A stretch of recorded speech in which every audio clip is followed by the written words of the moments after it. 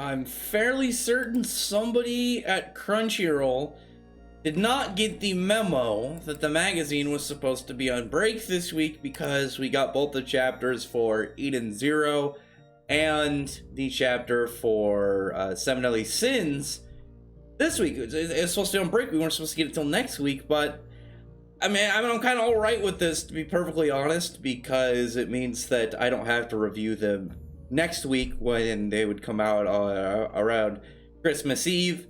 So it'll save me a lot of pain. Now, this chapter, where we left off, we have this guy Fee, who is the fire sniper of Draken Joe's Element 4.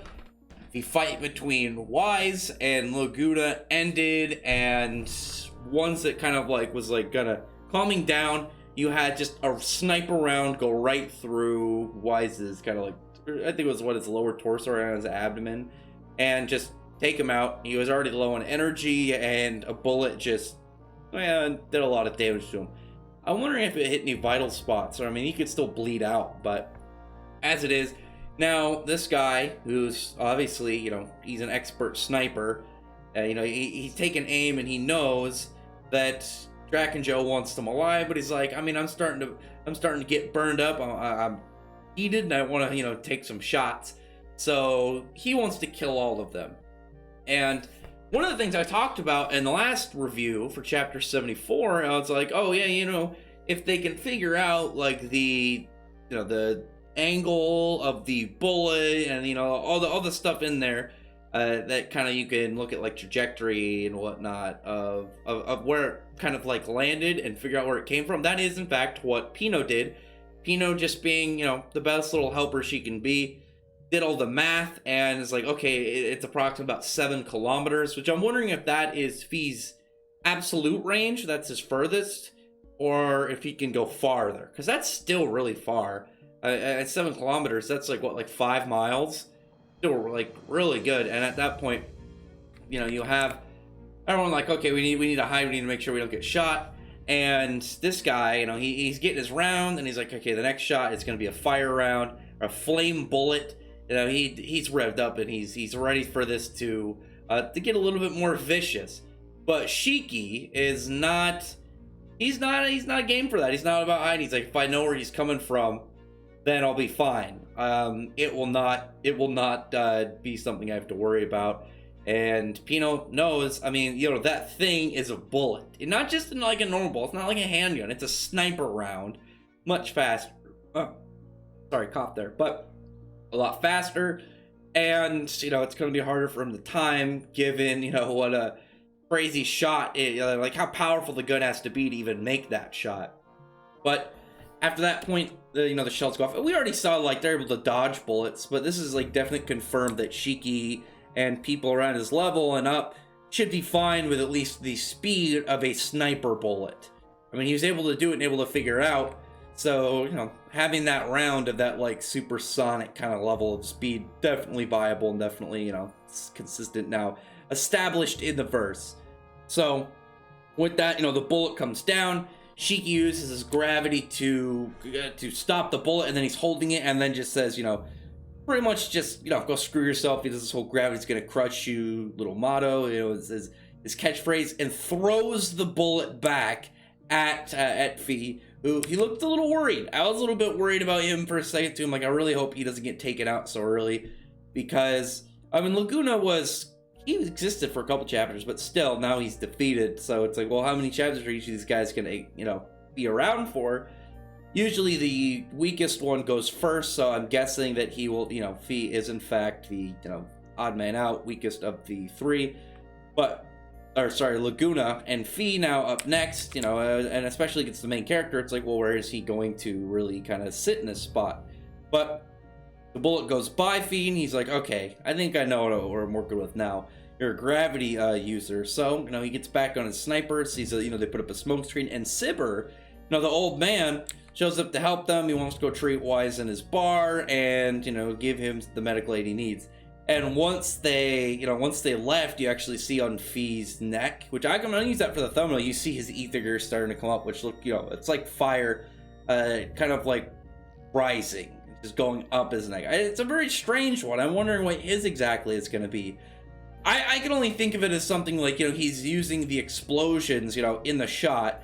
He's manipulating the explosions to be like, oh, well, you know, I can kind of wanted style curve the bullet or make them go much faster, make them go much smarter, which speeding, just like, not just like, oh yeah, I have way bigger range and they're faster, you know, shooting with this. I think what would be even cooler is, you know, is throwing off aim, like shooting it normally and then last second just, I can't snap very well, but just increasing, you know, the force around it, using like fire to make it much faster and just throw off like Shiki whoever's timing to make it harder to kind of like try and gauge the attack and counter it. But then they're, you know, they're at the bar knowing that Wise needs to be treated, you know, that much is obvious. And you see over with Sister, who's, you know, getting ready to torture Maria, and there's like a whole part where, you know, it's like, oh, you know, what am I gonna actually do with you? But one thing you need to know is, you know, not to be putting holes in people's homes, and prepares the torture. And there's a moment when she's talking to her of like, you know, oh, I'm just kidding, but really you need to stop putting on this make-believe idea that you're human. I saw some people speculating that she's going to end up being Amira, you know, the person who impersonated Homura back on Digitalis. And it could be that, or, you know, whatever Maria is, because we saw Maria's all stretchy and all, you know, and her name is Maria Slime. I'm guessing she's going to be, maybe, if not Amira, of either some weird creature that really wants to be human to be some very strange looking creature, or of something of the same race as Amira that end up taking on her appearance. I mean, it's a nice little side plot. I like that aspect, but then it's like, well, what exactly is it going to amount to? Meanwhile, Witch ends up sending Rebecca down with this can called Sister Energy, and Happy Buzz, you know, it looks like an energy drink, and it's essentially like a can of liquefied bit of Sister's ether. And obviously, she's a healer, so it's literally just like a drink that, you know, it's liquid healing. It's pretty much a healing potion, I think, actually. There you go, easiest way to describe it. It's a healing potion. So once they get it to Wise, and, you know, the effects of what would be, you know, someone putting a healing ability on him should, you know, wash through and fix him up. Give his body, you know, that pep in his step that he is going to really need in this.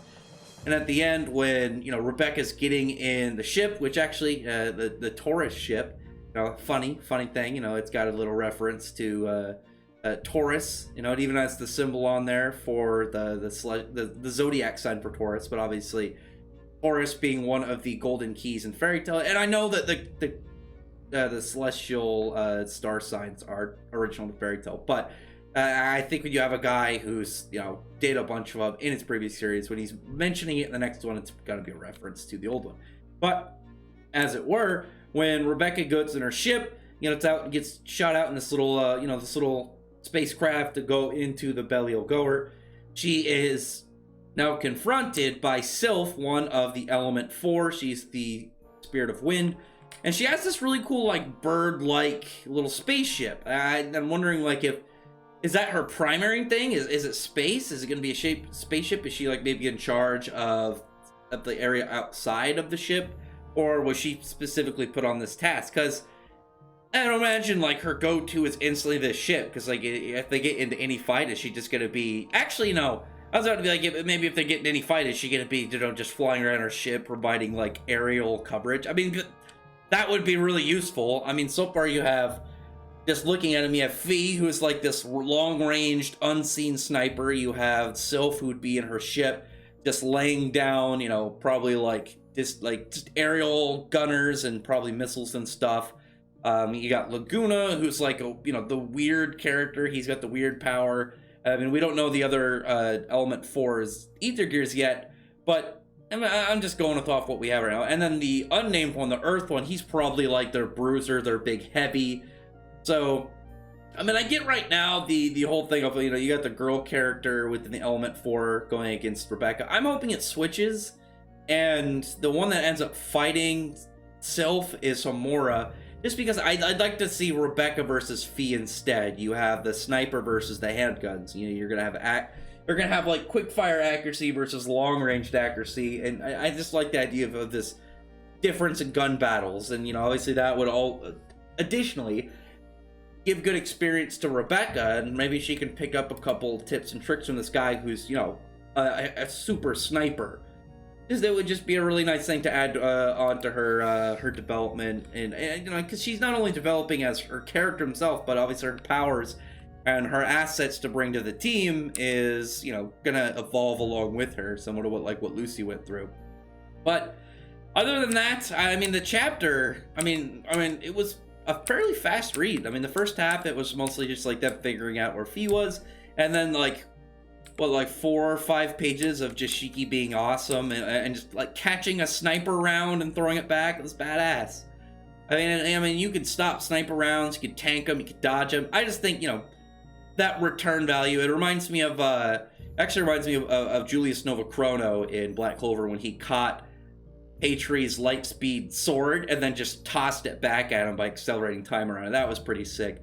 And the way that it looks, too, you know, the gravity orb around it, it was badass. So look forward to the next one. I want to see more about obviously the Element 4.